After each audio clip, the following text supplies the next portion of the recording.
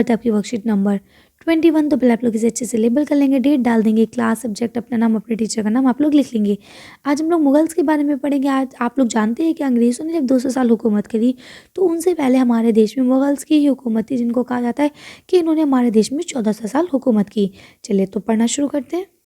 अब देखिए आपको पहले एक्टिविटी दी गई है कि on the basis of the following hints identify this picture, यानी जो आपको नीचे हिंट दिए गए इनकी बिना पर इस पिक्चर को पहचानिए कि ये पिक्चर किस चीज़ की है। And right few lines about this monuments. और इन मोनूमेंट्स माने क्या होते हैं? ऐतिहासिक इमारतें। तो इस ऐतिहासिक इमारत के बारे में कुछ लाइनें लिखिए। तो देखिए हमें हिंट्स पढ़ने की ज़रूरत ही नहीं, हम वैसे ही बता देंगे कि मैम ये तो लाल किला है। लेकिन चलिए क्योंकि हिंट्स दी गई हैं तो एक बार पढ़ लेते हैं क्या लिखा है। देखिए स्टैचू इन दिल्ली, दिल्ली में बना हुआ है, बिल्ड बाय शाहजहां, शाहजहां ने इसे बनवाया।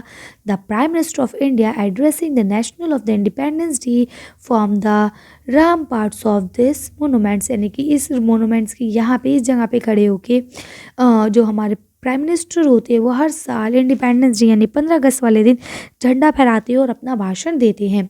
तो अब आपको बताना है ये क्या है, तो आपने बता दिया ये तो है red fort, RED, red FORT, fort, red fort. ठीक है, रेड फोर्ट है, लेकिन अब इसके बारे में भी कुछ लाइनें लिखनी है। तो चलिए इसका आंसर देखते हैं।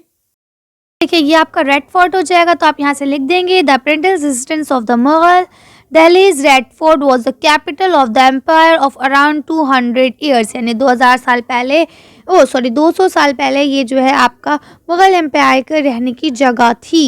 ठीक है, this impressive fort including in UNESCO list World Heritage Site in the year 2007, 2007 में ये दुनिया का सबसे अच्छा मतलब जो आपके कहते हैं ना एक इमारतें होती है, ऐतिहासिक इमारतें, उनके अंदर ये भी काउंट होने लगा और इसको भी अच्छा खासा दर्जा हासिल हो गया। तो आप लोग इसे लिख सकते हैं आसानी से। चलिए पढ़ते हैं आगे।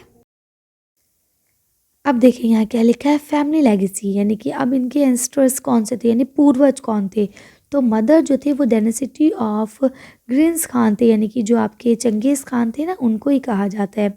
तो जो आपके ग्रेन्स खान थे डेट 1227 यानी 1227 में वो मरे थे।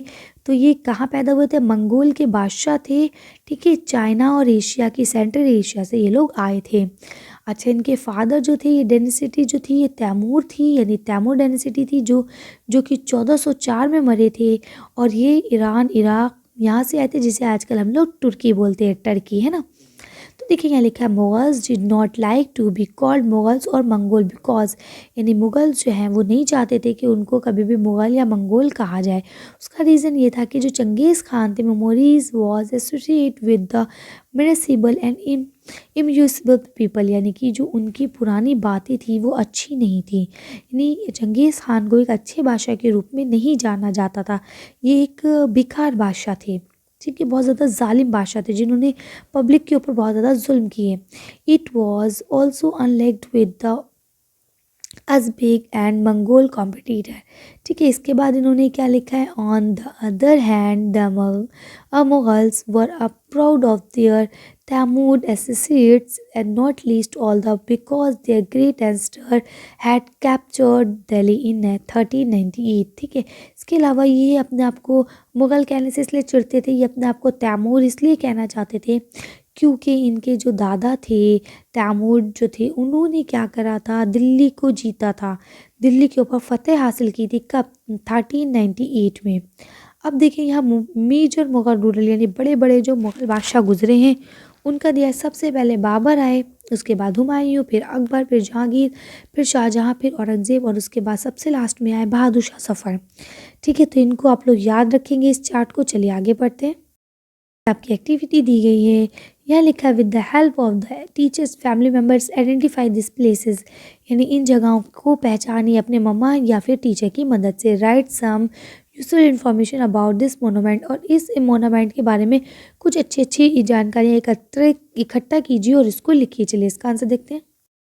पहले ये आपका हुमायूं टॉम्ब है, तो आप इसको लिखेंगे कि हुमायूं टॉम्ब है the second Mughal kings in India, जो दो हिंदुस्तान के दूसरे बादशाह ऐसे थे जिनका इस तरह से ये impressive monument built in the his name spring garden in the Delhi, ये दिल्ली के अंदर बनाया गया है इन्हीं के नाम से। ठीक है, हुमायूं टॉम्ब वाज कंस्ट्रक्ट, यानी हुमायूं टॉम्ब जो बनाया गया था वो बनाया गया था 1569 एडीज में by his widow Hamida Bano Begum, यानी हमीदा बानो बेगम जो इनकी बेवा थी, है ना।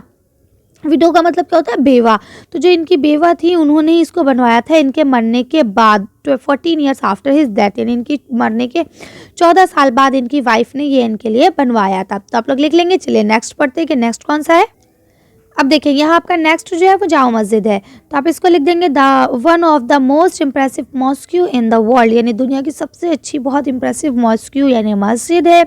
Jama Masjid build in the ruler of Shahjahan is the masterpiece of Mughal architecture in India. Mughal architecture का ये मास्टरपीस है, यानी बहुत खूबसूरत चीज़ है, बहुत खूबसूरत नमूना है। ओरिजिनली नेम्ड मस्जिद जाने जानुमा, यानी इसका क्या नाम था, मस्जिद जानुमा इसका नाम था। ठीक है, उसके बाद इसको क्या कह दिया गया, जामा मस्जिद। ठीक है, वर्ल्ड रिफ्लेक्शन मॉस्क्यू, यानी कि ये सबसे ज़्यादा दुनिया की सबसे खूबसूरत मस्जिद में से एक है। It was one of the biggest mosque in the India, और ये हिंदुस्तान की भी सबसे बड़ी मॉस्क्यू मस्जिद में से एक है। 3 क्लोरर्स, यानी देखिए आप इसकी देख सकते हैं कि 3 गुंबद हैं एंड 4 टॉवर्स, और इसके 4 मीनारे हैं जो आपको पता है, 2 आगे हैं और 2 पीछे की तरफ है। ठीक है, और इसके अलावा 131 मिनरेट्स, यानी छोटी छोटी जो मीनारें होती है ना, इसे छोटी छोटी, ये 131 मीनारें हैं। तो आप लोग इसे लिख सकते हैं आसानी से। हमें थोड़ा थोड़ा लिखना है सबके बारे में, इसलिए मैं आपको बिल्कुल इंपॉर्टेंट बात बता रही हूँ, तो आप लोग इसे लिख लेंगे। चलिए नेक्स्ट पढ़ते हैं। नेक्स्ट आपका ताजमहल है। ये कहाँ है, ये हमारे आगरा में है। A true wonderful wonder that impressive all the who have laid eyes on it. The best Mughal architecture is the Taj Mahal, built by Shah Jahan in the memory of his beloved wife Mumtaz. The white marble mausoleum is known as the icon of love. ये ताजमहल हिंदुस्तान की सबसे खूबसूरत इमारतों में से एक है, और आपको पता है ये दुनिया के 7 अजूबों में से भी एक है। इसके अलावा इसको मुग़ल बादशाह शाहजहां ने अपनी वाइफ जो बेगम हज़रत महल मुमताज़ महल जो थी उनकी याद में बनवाया था। ठीक है, ये उनके प्यार की निशानी है, और ये सफ़ेद पत्थर से बनाया गया है, सफ़ेद मार्बल से बनवाया गया है। इसके अलावा आज भी लोग इसे प्यार की निशानी के रूप में मानते हैं। तो आप लोग इसे लिख सकते हैं आसानी से। चलिए लास्ट वाला पढ़ लेते हैं।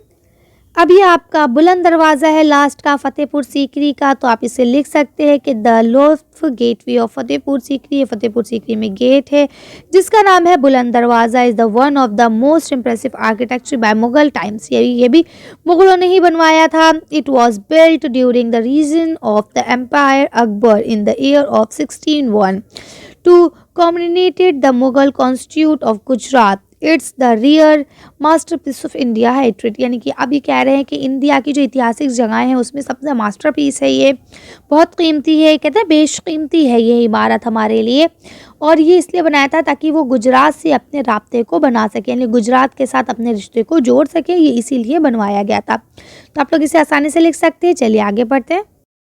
आपको दिया गया आंसर द फॉलोइंग क्वेश्चन। अब आपको इन क्वेश्चन के आंसर देना है। तो एक ही क्वेश्चन है, why did the Mughal empires their termed and not their Mughal dynasty, यानी कि अब आपको ये बताना है कि मुग़ल लोग क्यों अपने आप को मुग़ल कहना नहीं पसंद करते थे। तो चलिए इसका आंसर देख लेते हैं हम लोग। और देखिए यहाँ लिखा है कि ये सारी पिक्चर्स आपकी गूगल से या एनसीईआरटी की बुक से ली गई हैं। देखिए अब इसका आंसर आप यहाँ से लिख लेंगे कि मुगल्स जो थे वो अपने आप को इसलिए मुग़ल या मंगोल नहीं कहलाना चाहते थे क्योंकि जो इनके चंगेज़ खान थे उनका जो बैकग्राउंड था, जो उनका रिकॉर्ड था वो अच्छा नहीं था। वो एक अच्छे बादशाह नहीं साबित हो पाए थे, वो एक जालिम बादशाह थे।